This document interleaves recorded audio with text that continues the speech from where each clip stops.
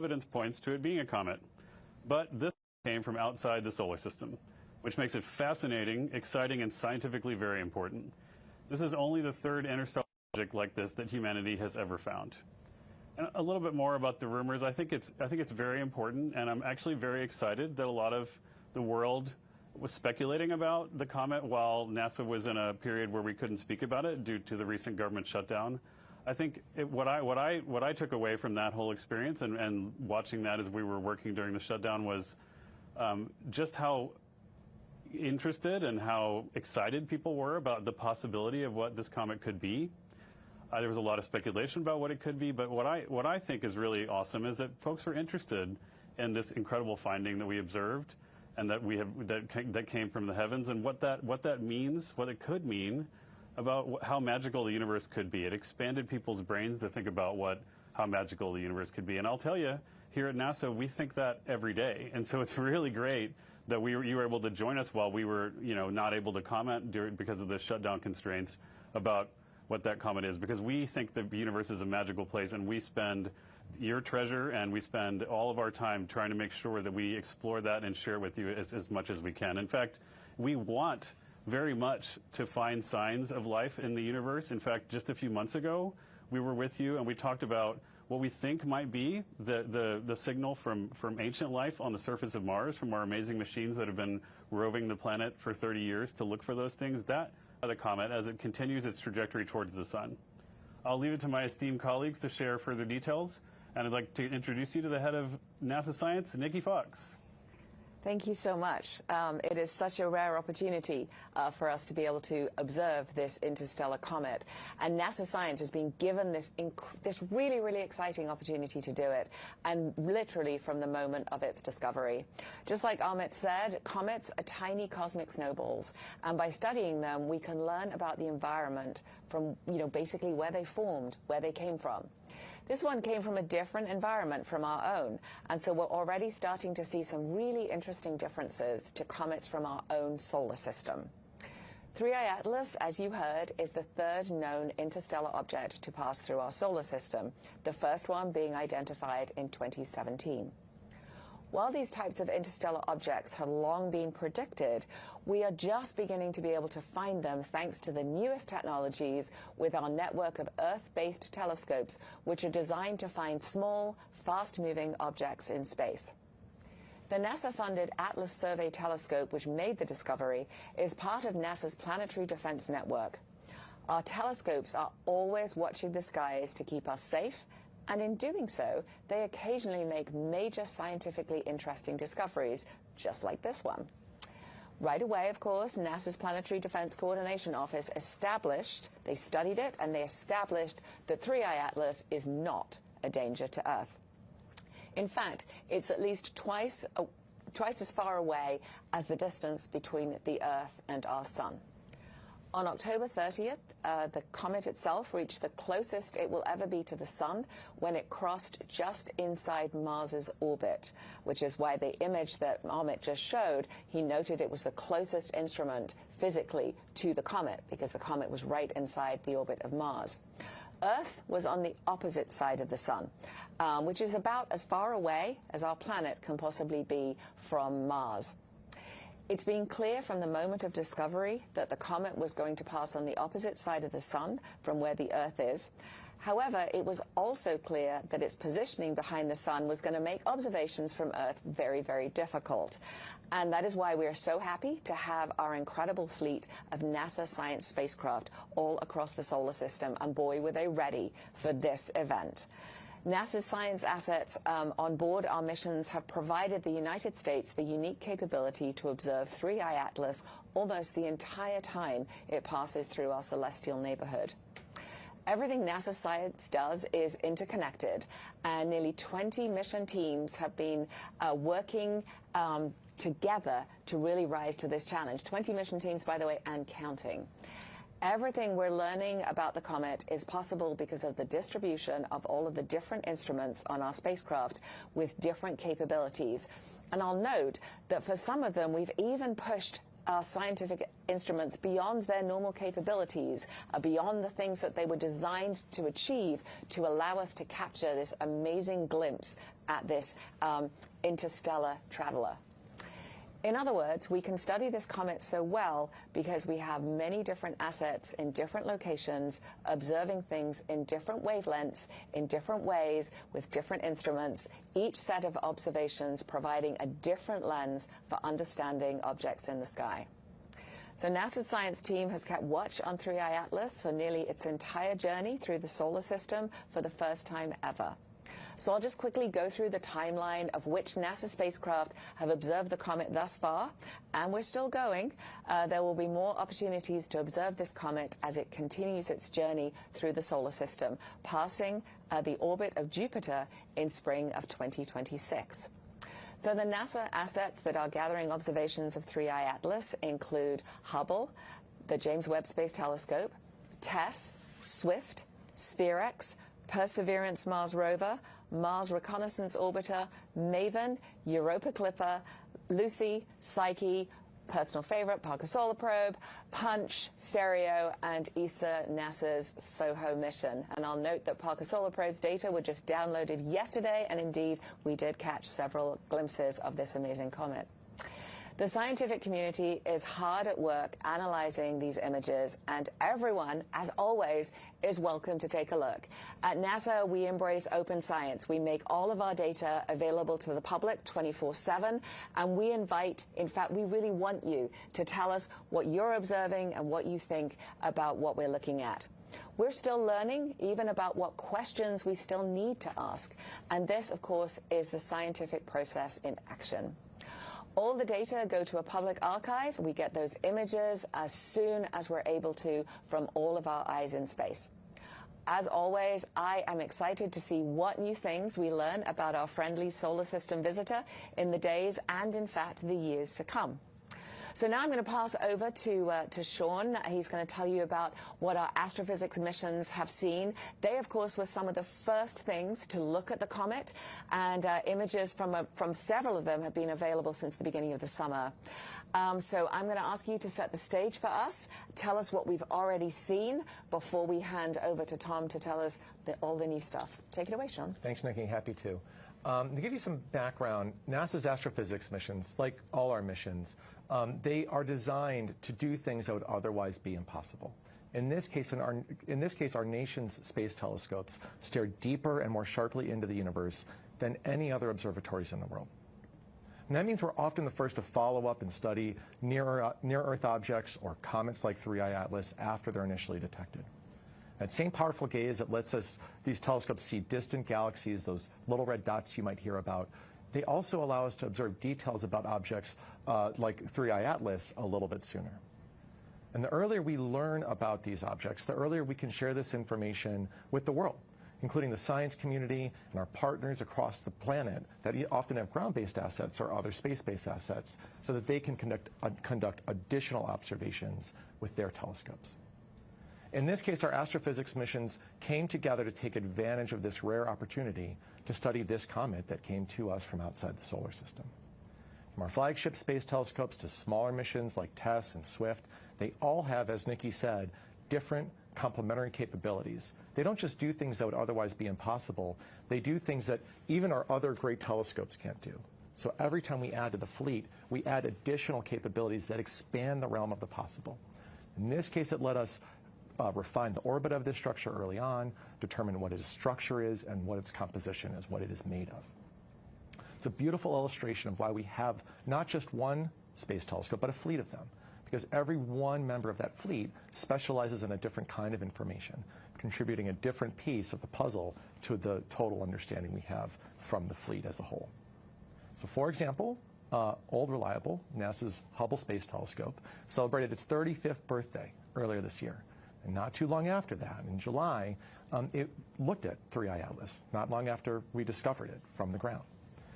At this point, 3I Atlas was about 277 million miles from Earth.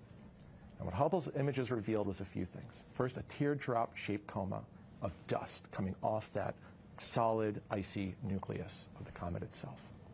From these data, astronomers were able to more accurately narrow a few things. Importantly, the size of the nucleus.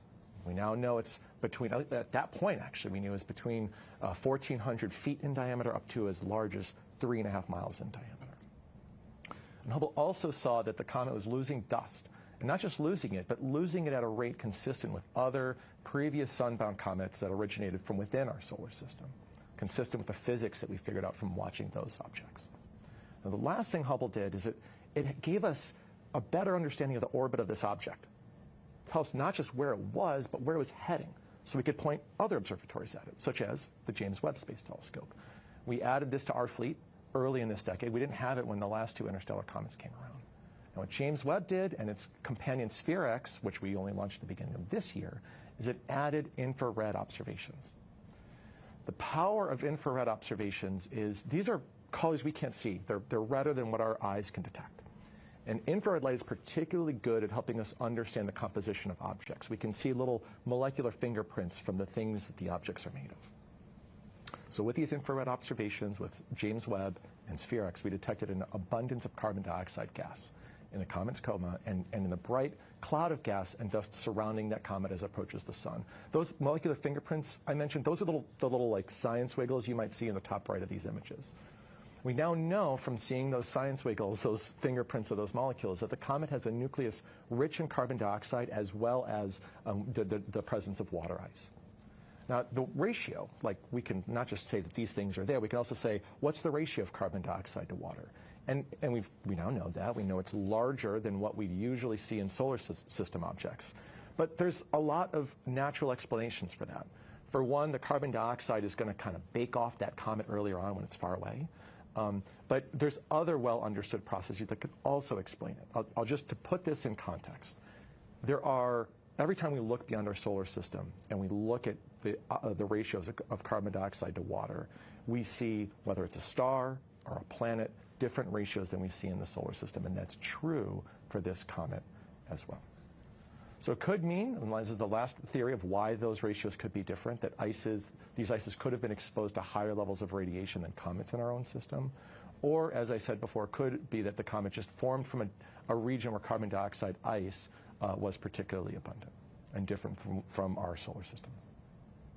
Other missions like our SWIFT spacecraft, which studies X-rays and gamma rays, have also observed the comet. Teams even looked back through data from our TESS mission, which was designed to look at exoplanets, and found observations of the comet as early as May. That information is helping us understand the comet's history before it got closer and when those other observatories pointed at it once we knew where it was. Now that the comet is near, relatively speaking, our planetary and heliophysics missions have joined in to tell us more.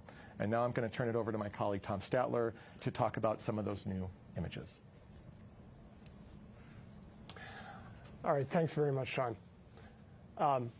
Before we get started, I just want to remind everybody of where we are, who is where in this play. As you saw in the animations while Nikki was speaking, the sun, of course, is at the center of our solar system. The planets are orbiting around the sun, and in this case, Comet 3I Atlas has come through on a trajectory in the opposite direction and has arrived at its closest point to the sun when the Earth was on the wrong side for us to conveniently observe. But Mars was on the correct side of the sun, and our Mars assets were able to observe the comet, and also several of our other spacecraft were on the correct side of the sun. So the scientific community is really excited about the comet and about these new observations. I'm tremendously excited to help share them with you today. This is a new scientific opportunity, and it's a new window into the makeups and histories of other solar systems. We're just beginning to learn about these types of objects and figure out what are the right questions we should ask about them. Now, let me start by going directly to what we were able to see at the beginning of September, when Psyche was able to see the mission. So before that, though, in August, we organized a workshop. We organized a coordination session for the missions across the NASA fleet that had good opportunities for potentially observing 3I Atlas, so that we could all share observing plans and knew what was going to be possible with our assets. I can't emphasize enough now how, thanks to the cooperation of so many mission teams, we will be accumulating a wealth of data on this comet that the science community will be digging into for years. Now, let's go back to September, and I can show you a sampling of the images collected by our different mission teams. To set the context, you're going to see a comet that's a small body with a coma around it, basically a fuzzy blob. Now remember, space is big. Nothing is ever really as close as you like, and all of these observations are very, very difficult. It's a little bit as if our NASA spacecraft were at a baseball game, watching the game from different places in the stadium. Everybody's got a camera, and they're trying to get a picture of the ball, and nobody has a perfect view, and everybody has a different camera. Now, let's return to September and see the first images from the Psyche spacecraft. NASA's Psyche mission acquired 4 broadband black and white images of the comet over the course of 8 hours on September 8th and 9th, 2025. The comet was about 33 million miles from the spacecraft at that time, and you can see in the image the large frame where the comet was seen at different times. Down in the bottom left is a blow-up, a stack in addition of all of those observations. The Psyche spacecraft is on its way to an asteroid in the main asteroid belt that's also named Psyche, and these images were the first captured from this perspective. Now, if you think in that lower left you're not seeing very much, just wait a minute, you'll see more. Now, the following week in September, the Lucy spacecraft observed the comet from the opposite direction. So let's take a look at the Lucy image. This is another broadband black and white image made by adding up a series of individual exposures that were taken on September 16th. Lucy is on its way to study asteroids that shared Jupiter's orbit around the Sun, called the Trojan asteroids. Lucy was 240 million miles away from 3I Atlas, which is circled in the center, when its high-resolution LORRI camera caught the comet. You can see the comet's coma, the fuzzy halo of gas and dust surrounding 3I Atlas, and its tail, a smudge extending to the right of the comet. If you were the Lucy spacecraft looking at the comet from this angle, the sun would be a little bit over your left shoulder, and so the comet tail is pointing away from the sun, as we've seen many times before in solar system comets. For scale, this image spans about 1/3 the width of the full moon as you'd see it on the sky.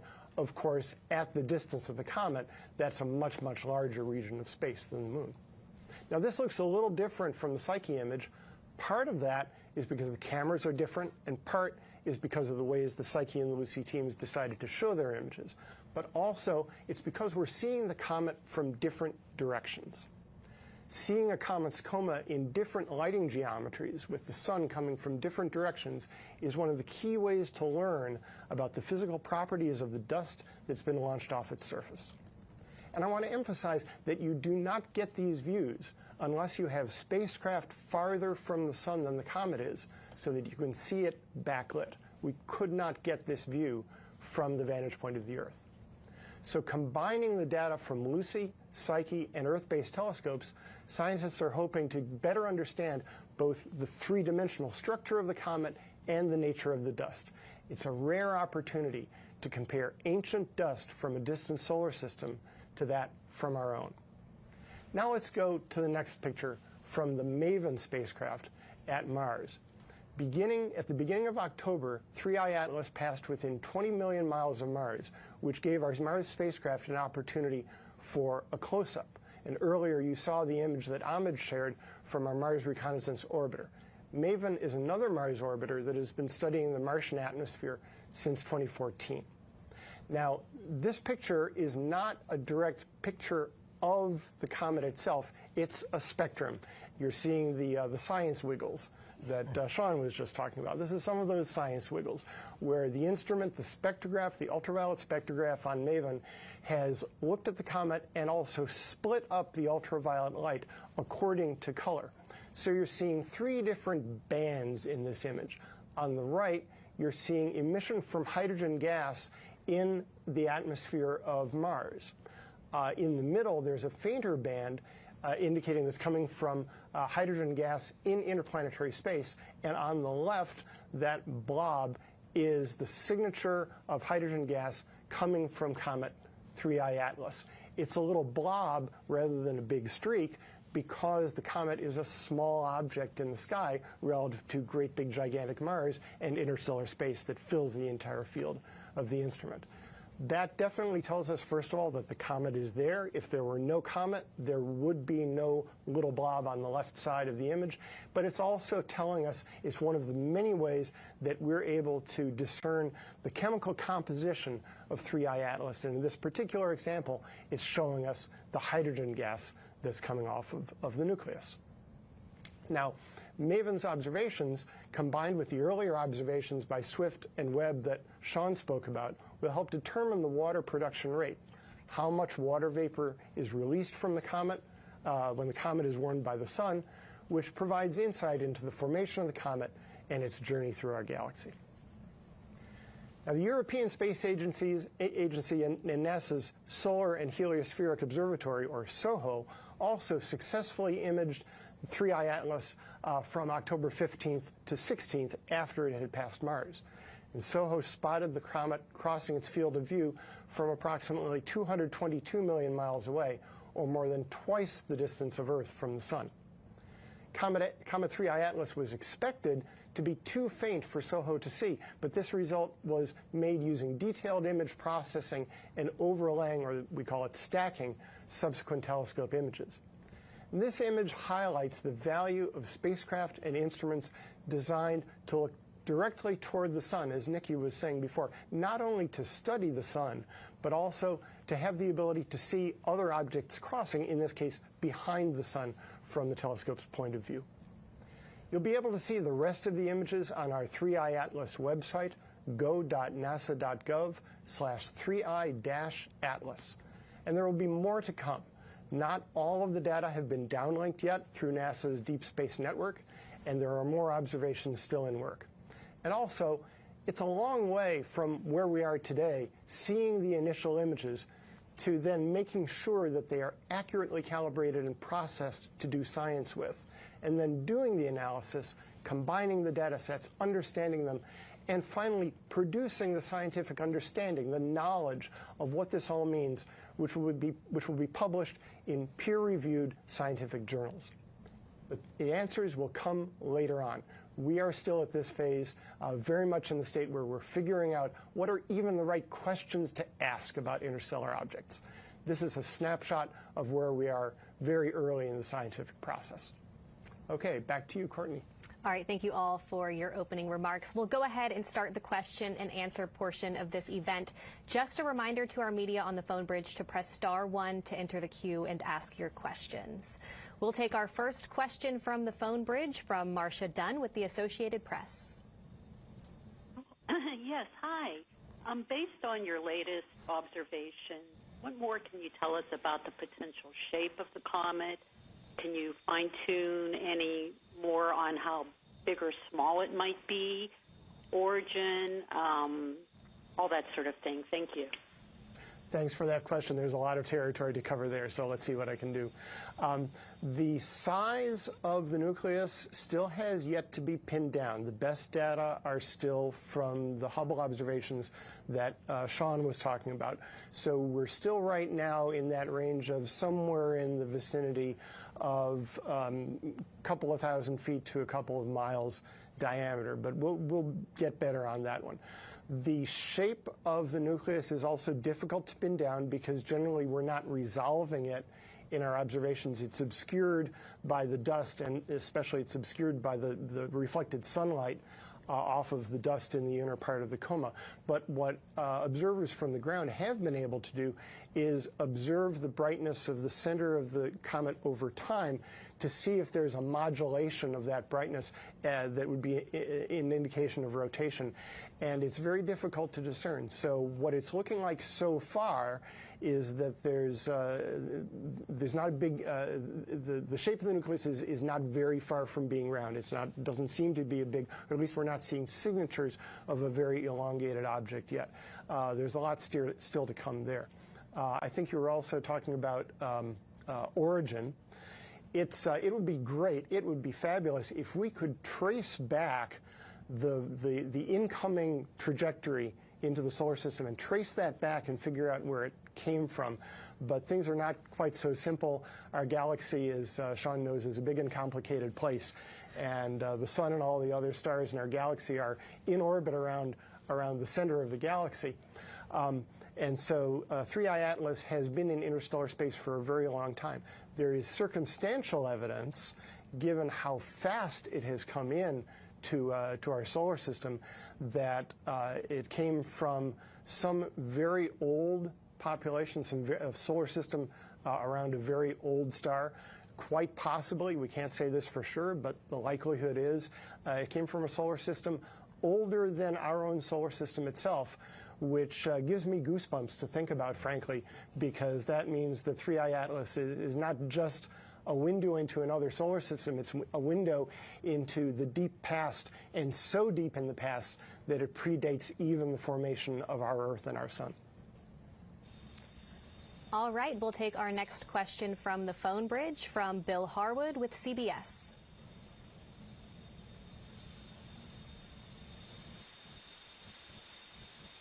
Bill, if you're talking, we can't hear you. Try me again. This is Bill Harwood again. Can you hear me? We have you loud and clear. Okay, thanks. Sorry about that.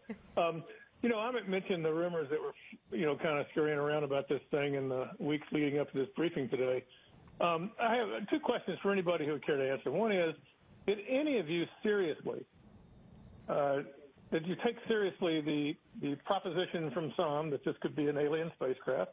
I doubt you did, but I'm asking the question anyway. And number two, is there any evidence you see in any of the data you have that would fit an explanation like that? Or as far as you're concerned, does all of this data say conclusively that this is simply a comet that happens to be passing through the solar system? Thanks. So I'll take that one, Bill, and thanks for the question.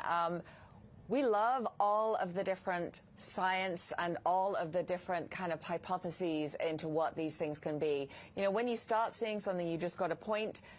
It's natural to wonder what it is. And we actually love, as Amit said, we love that the world wandered along with us. And that's such a cool thing. We certainly were able, because of the measurements that Sean described from the Astrophysics telescopes that immediately turned on this object once we found it. And even, I was interested. I just learned that we'd actually gone back and actually seen it before we even found it. So that was super cool. I just heard that from Sean. But, we were very quickly able to look for sort of, the easiest thing to do, I'll put it in a different way, is if you understand comets pretty well and you understand asteroids pretty well, you kind of know the signatures that you're looking for, and so you can sort of look for those quickly and tick them off and say, yep, it really does behave like a comet.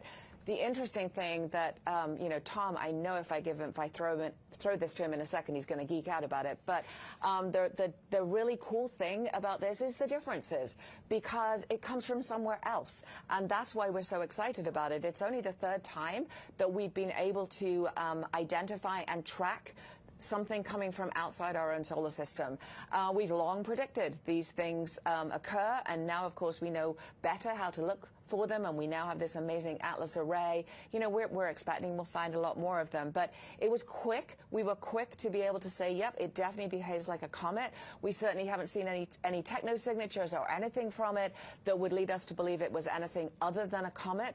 But the super cool thing is not that it's exactly like all the comets that we see in our solar system. It's the differences that are so tantalizing for us as it gives me goosebumps too. It could be from something that existed before our own solar system. That is so cool. It's from something that predates even our own star. Yep, it's going to look different because it didn't come from our solar system, and that's what makes it so magical. You want to geek out a little bit, Tom? You were geeking out so expertly, Nikki, to begin with. So that was fabulous. But that's exactly right. I mean, things from other places, we naturally expect them to be different from our own homegrown variety. And I like to imagine if if you're fortunate enough to have grown up in Hawaii and you only drank Kona coffee, you love your Kona coffee, and then somebody says to you, well, gee, have you tried Sumatran?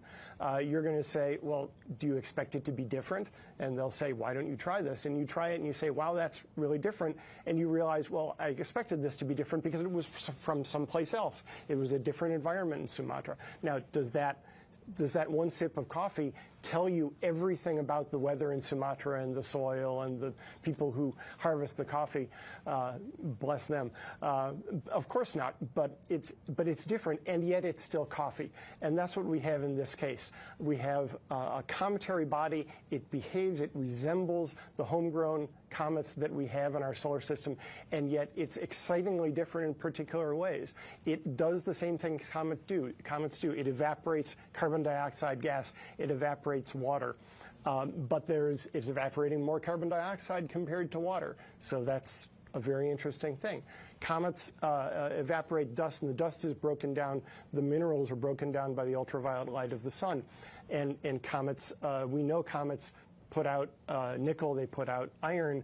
That's what comets do. This particular one is putting out more nickel than iron. That's really interesting, really remarkable, and something to be studied in the future. So we're always interested in new ideas. We're always interested in new suggestions, and all ideas are good when they're born. But those that stand the test of time, those that stand up to testing, those that are supported by the evidence, are the ones that survive. All right, we'll take our next question on the phone bridge, and that one comes from Matthew Glasser with ABC. Good afternoon. Thank you for doing this.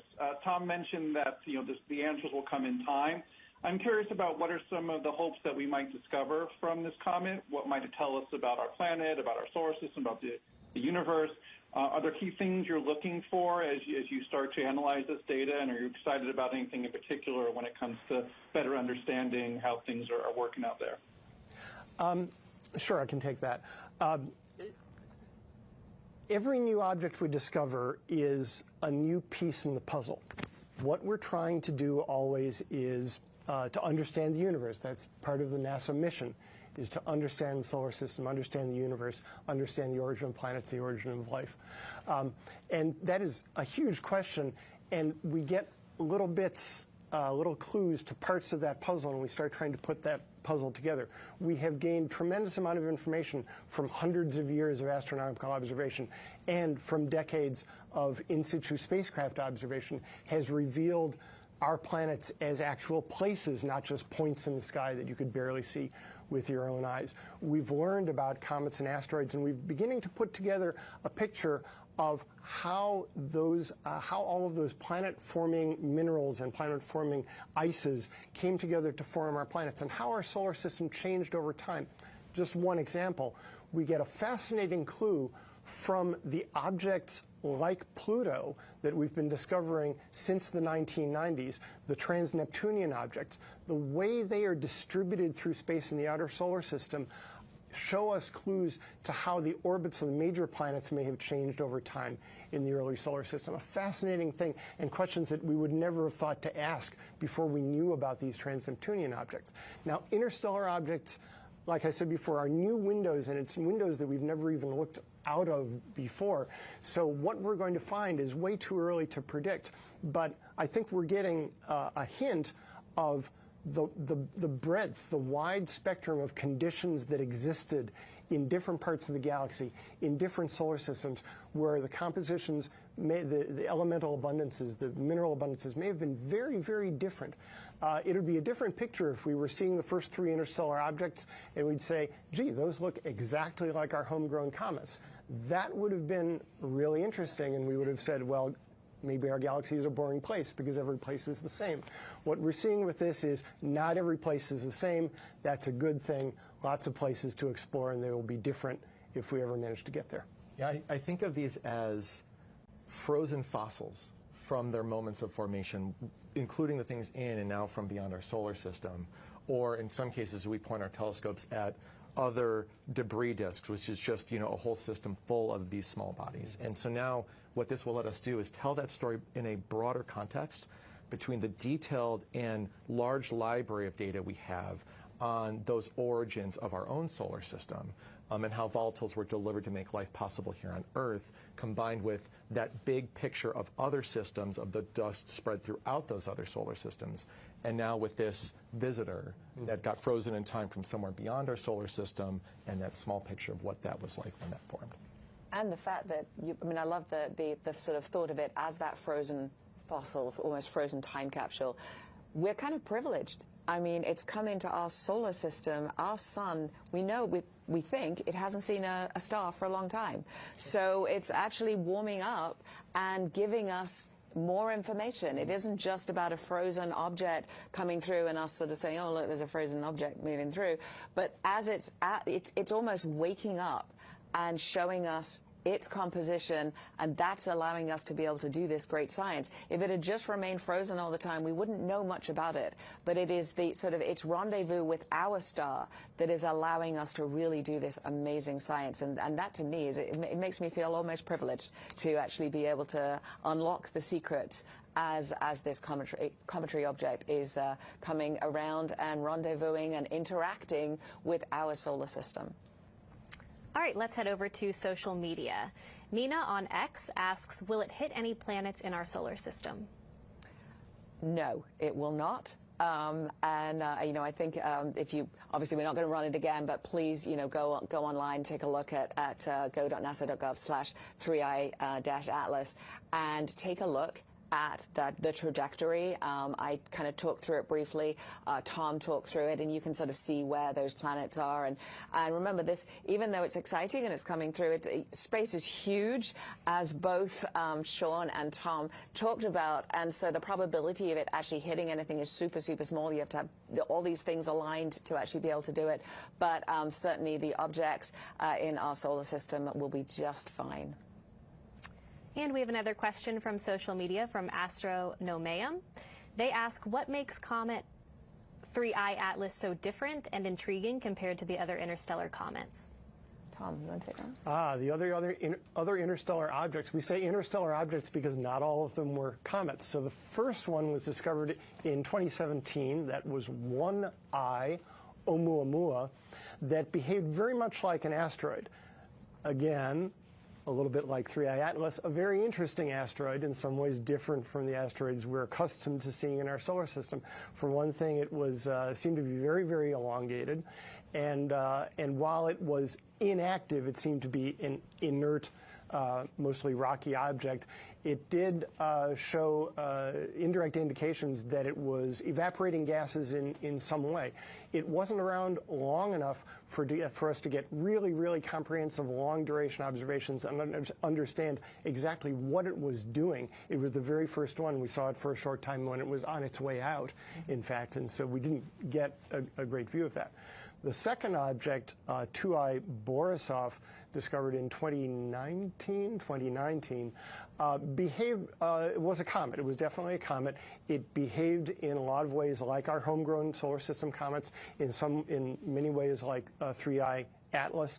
Its properties were more in line with what we're used to seeing, and the comet observers regarded it as very much akin to our solar system comets, although in some ways a little bit at the edge of what we're used to seeing.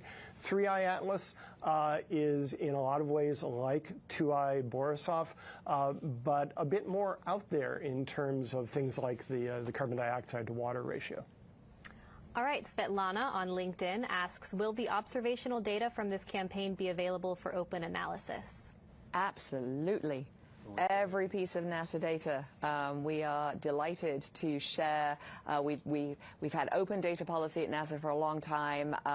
We make a big effort not just to release the data, but also to make sure it's usable, so you can get the tools and things to actually analyze the data as well. And we invite everybody to look at this comet with us.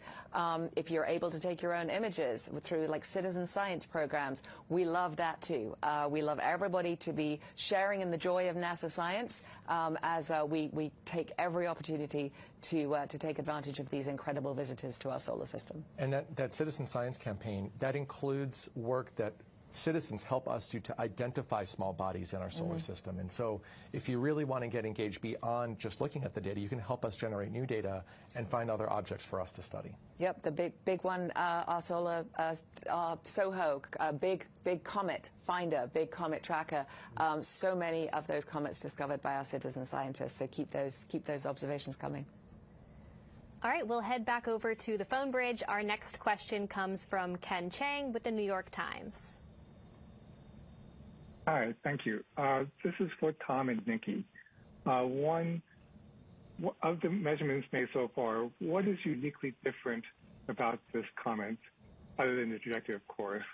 And two, since perihelion, it looks like there are multiple jets. I was wondering if you could talk about that and the speculation that it might have exploded. Thank you. Go ahead. Yeah, thanks, Ken. So some of the differences I already mentioned is the ratio, the carbon dioxide to water ratio, the nickel to iron ratio.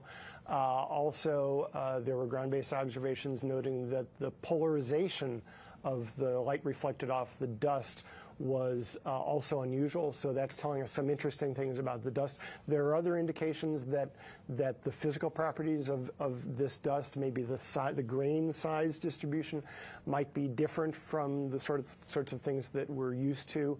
The appearance of a sunward tail early on in the trajectory was part of that, an indication that the dust was being pushed off the comet on the sunward side, and then it took a while for the solar radiation pressure to push it back the other way. That's been seen before in other comets, but not very often. I'm sorry, Ken, what was the second part of the question? The explosion. Did it? Perihelion. Jets. Yeah. The jets. Right. So seeing more activity are in the inner coma around the nucleus right around the time of perihelion, when it's being warmed most intensely, is something that happens frequently. That's something the comet observers are going to be very, very excited about. It does take some time to figure out, because it takes time for the actual event that happens on the surface to propagate out to a distance where you can see it with a telescope, but people are going to be mapping what jets there are. It doesn't necessarily mean there was an explosion. Jets can also just mean there are particularly active areas on the surface of the comet where more volatile stuff is evaporating in that one spot than elsewhere and jetting out. We saw this a decade ago with the ESA Rosetta mission at Comet 67P. It got up close and personal with the nucleus and saw frequently that there were jets coming out from specific places on the nucleus of the comet. So that could very well be what's going on here. Can't tell for sure, but that's the sort of thing we've seen before.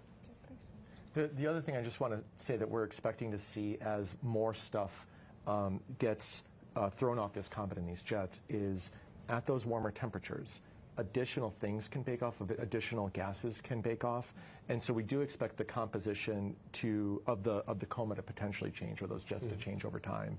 And looking at the details of what other molecules we detect beyond the carbon dioxide and water we mentioned is also going to be interesting, especially for that sort of like, what was the area in this, what was this stuff made of in the area it was made, like long time ago. Right. Our next question is from David Chandler with Sky and Telescope. Yes, a couple of things. Have you any of these observations showing you anything about any non-gravitational accelerations at this point? And also, can you say a little bit about coming attractions? What observations are in the pipeline that have been made but not released yet? I think the MRO high-rise observations, has that been released yet? And what else is there that's either in the can and waiting to come out, or observations that will be made over the coming weeks as the object comes closer to Earth? Mm-hmm. I can answer some of that about the non-gravitational accelerations. This is something that we look very closely at for every comet, because that's always something that happens. And just to back up to explain what the question is that as comets evaporate, they are blowing off gas, they are blowing off dust, and every time something gets pushed off the comet, that acts like a little rocket engine at that moment and pushes in the other direction. And so it's very, very common to see comets have subtle changes in their orbits as a result of these little rocket forces, just called non-gravitational accelerations.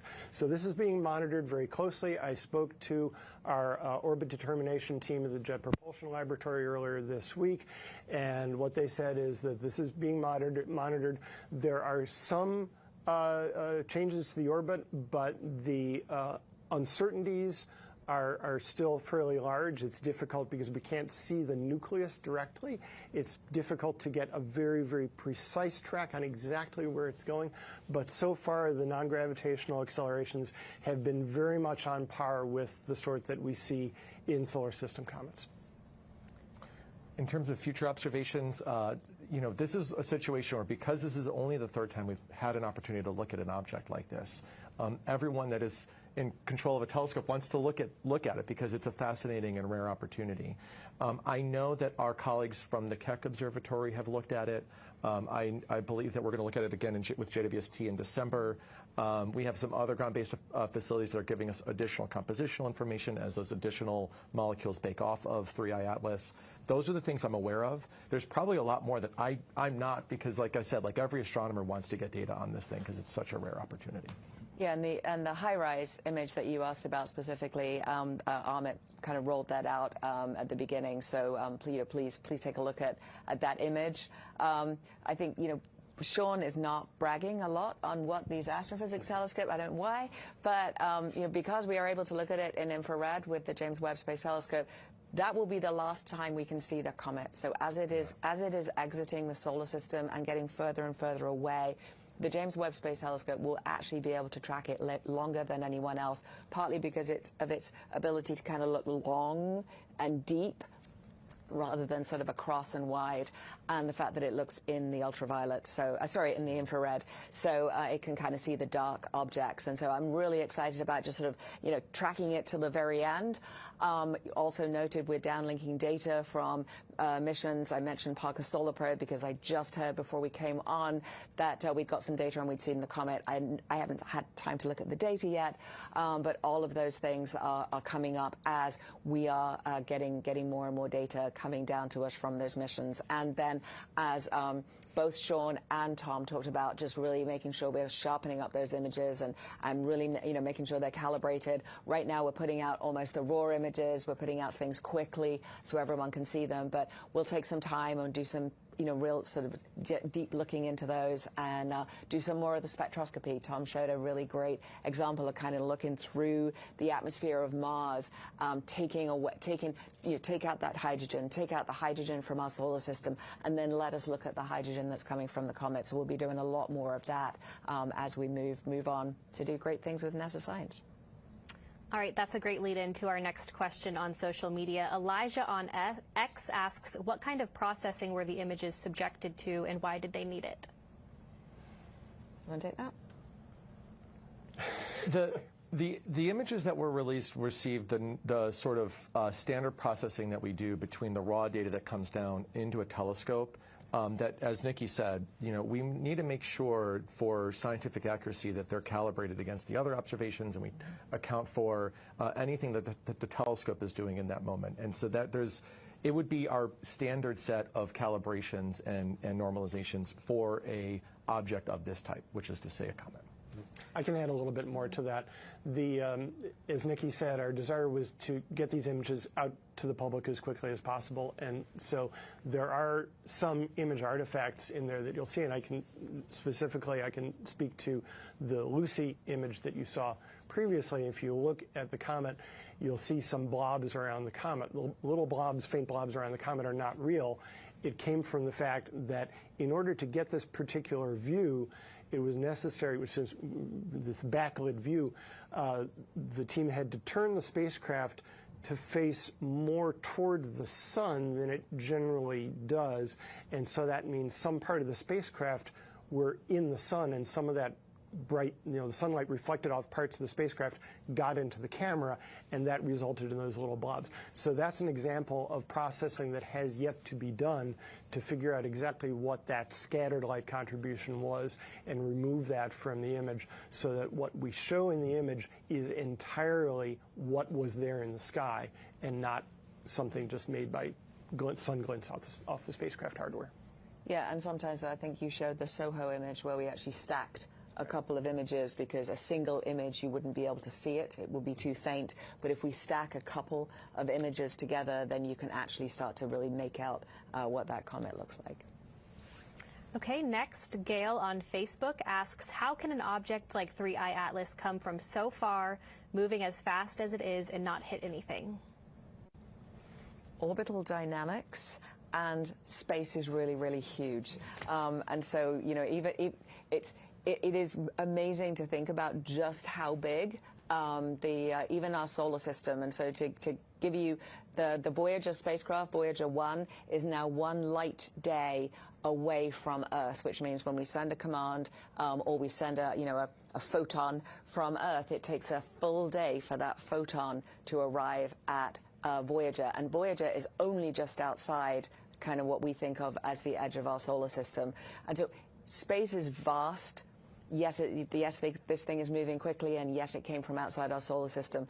But the probability of it actually hitting something is so small, because everything has to align. It's also not quite in the ecliptic plane. It's not quite in like our normal. If you think about sort of looking side on at our solar system with the sun, and then you put the planets kind of in a row. Normally, everything sort of orbits in this plane. This is slightly tipped. Not unusual, because it's not gravitationally bound to our sun, but it's slightly tipped. That makes the probability of it hitting it almost even greater. If I can play with a scale model solar, if you make a scale model solar system where the sun and the Earth are 1 foot apart, that's about 1 foot. The sun is a P. The Earth, you need a magnifying glass to see, it's so small. The entire solar system will just barely fit in your house if you squeeze a little bit, and the next nearest star is over 50 miles away. So they call it space for a reason. Most of it is space. Okay, we'll head back to our phone bridge. Our next question is from Brandon Spector with Live Science. Hi, I wanted to ask about the age of the comet. You mentioned there's circumstantial evidence that it's much older than our solar system, but how can we constrain that age a little more, and what will that tell us if it is indeed much, much older than the solar system? I can start that, but I'm going to pass it to Sean to talk about ages in the galaxy. Okay. So cutting to the end, the bottom line is going to be, it's probably going to be really hard to get a more precise figure from one object. I think what we're looking at in the future, as we discover more of these, when we get to the point where we have maybe a few dozen of them and look at the distribution properties, we may be able to get a better handle on what the distribution of ages is. So what's going on here is that it takes the sun 240 million years to orbit around the center of the galaxy, and we're doing that with a neighborhood of stars. So we're all going around the center of the galaxy. The relative motions between stars in our solar neighborhood is sort of 10-ish, 15, and sorry, I have all these numbers in my head in metric because that's the way I learned them, but 10 or 15-ish kilometers per second. So what is that? That's about 25,000 miles an hour, I think. And 3I Atlas is coming through at a speed of 60-something kilometers per second. So that's 3 times faster than the average of our local neighborhood, which is telling us that it's coming from a different population from what we have generally around us. Now, Sean will be able to clarify the age dispersion relation in our galaxy, which tells us, which has been discovered over the last century studying stars in the galaxy, that the relative speeds of stars is an indicator of age. Stars that formed older in our galaxy over time increase their random motions for reasons that Sean will explain. And so that's the circumstantial evidence that makes us think that 3I Atlas came from a solar system that had larger motions relative to our solar neighborhood and is older. But it is a circumstantial and probabilistic argument. So I'm just going to take this opportunity to brag about our telescopes and the James Webb Space Telescope in particular. Go for it. This blows my mind. We have data from galaxies closer to the origin of the universe than we have data from rocks closer to the origin of Earth, right? In other words, like if you pick up the oldest rock that we have from Earth, it is further away from the origin of Earth in terms of hundreds of millions of years than the amount of time there was between the origin of the universe and the earliest galaxies that JWST has now observed. And that's part of this story of how well we understand not just the history of our home planet, but the history of the entire universe that it's a part of. And now this is just another part of that story of the local neighborhood that our solar system is a part of. All right, our last question for today comes from X and asks if we can see grains of sand on Mars. How is the clearest photo we can see for 3I Atlas what we've seen?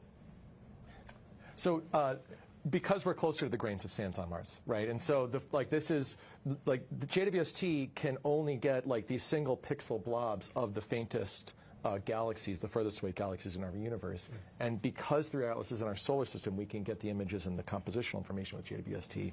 As it got closer to some of the planetary spacecraft Tom was talking about, they can't even see these galaxies, but because 3I Atlas was closer to them than they were to JW, they got really good images of the object as it passed by. Right, as you said, we can image individual grains on Mars because we have spacecraft standing on Mars. Right. But even our closest spacecraft to 3I Atlas, we're still 19 million miles away. And it's going too fast for us to send something there to intercept and get that close to it. So that's just not that we just don't have the. If we could. We would. We would be there up close and getting those grains. All right, well, that's all the time we have for today. Thank you so much for joining us. Be sure to follow along with NASA as we continue to observe 3I Atlas.